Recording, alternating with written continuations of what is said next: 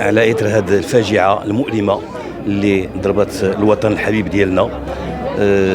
اقل ما يمكن نديروه هو حملات تبرع بالدم.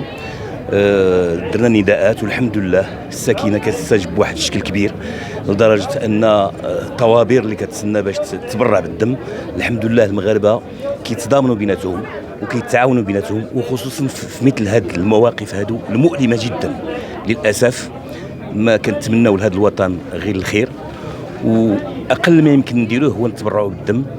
ولا بد من مبادرات اخرى اللي داروها اخوان اخرين، نتمناو الخير لهذا الوطن. بالطبع تفاعل كبير لدرجه الطوابير انهم كتنتظر لحد الان مسجله غير في هذا الوقت اللي كنتسناو 180 واحد كتنتظر باش يمكن يديروا اللي حنا حاطين هنا 8 ديال المحطه الكراسي للتبرع بالدم، و180 راها كتنتظر الدور ديالها. على هذا تفاعل كبير جدا.